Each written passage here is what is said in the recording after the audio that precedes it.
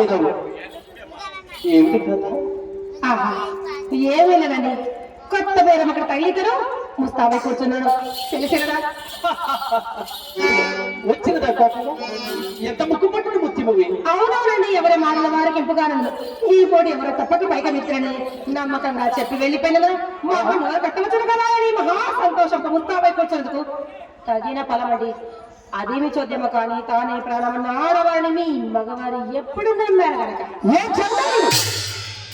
ఏ చండాలుడు నిన్ను నమ్మని వాడు నిర్మూలమైపోవు. ఇదిగో ఏదో హాస్యమును కన్న మాటకు ఇంత అలుక ఎందుకు? ఏమండి హాస్యమును కూడా హత్తుండవండి. వడలమండి హాస్యమా?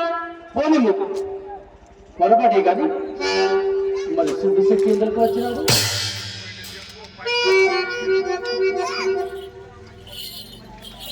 అదిగో ఇంకనేమి మీ మనసు మీద మలిన ఉండదే ఉన్నది.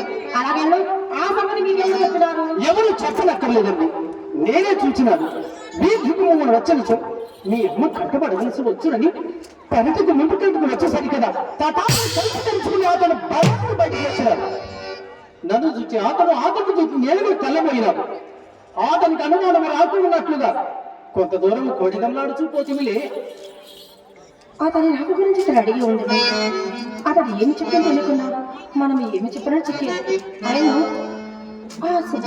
సాధారణంగా కోసం నాకు చెప్పడతాడు.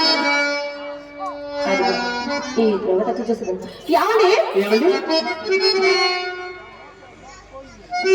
ఎందరికి వస్తారు. అతన్ని అడిగి తెలుసుకోలేకపోయారా?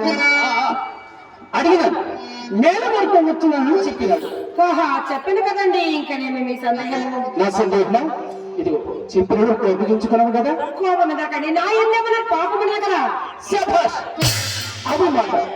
ఇదిగో చెప్పచ్చున్నాడు. మీరు మేనగో కొరకు వచ్చిన వాడు విచ్చలవిడిగా వీధి కుమ్మున్న పోక బెదరచ్చు పెరుగుదారిన పోవటి ఎలా అని నా సందేహం. అప్పుడే వచ్చిన ఆ కోపము మొఖము చిట్లించుతూనే ఉన్నాడు. తెలుసుకోలేకపోయారా?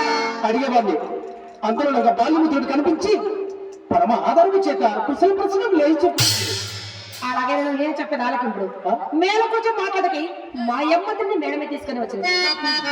ఎవడో మా ఇంటికి వచ్చిన వారిని మర్యాద చేయడం మా ధర్మం కదండి. అదే కదండి. కూర్చోవేసి తాంబలు ఇమ్మేక వచ్చిన పని వదిలిపెట్టి అది ప్రసంగం మొదలుపెట్టింది. అంతటా నాకు కోపం వచ్చి చప్పని మేడ దిగి వస్తుంది. మంచి పని చేసింది. నా మనసు గమనించిన మా అమ్మ తోడు చుమ్మడికి విషయం తీసుకెళ్లి అతన్ని దొడ్డి దావన సాగనం పెడిది. మంచి పని చేసింది. తొమ్మిదండి మీరు నమ్మకపోండి. నీ మాట వేదముగా నేను ఎన్నడూ నమ్మలేదు. నా తోడ నీవెన్నడూ నలసంత వర్తమానమని నా నమ్మకం. మీ తోడన కాదండి. ఈ చింతామణి ఎవరి తోడుగా పడ్డమా? అసలు చింతామణి ఈ కులంలో పుట్టది కాదే కాదని చిన్నలు పెద్దలు శ్లాఘించడం కారణం ఇదే కదండి. సందేహమేమి? ఎవరి మాటలు అయ్యేలా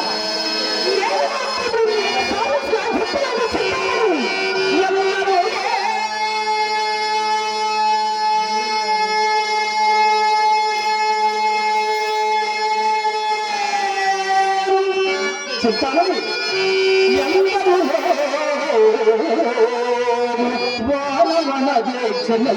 ఇప్పుడు కళ్ళను కన్ను మాటలు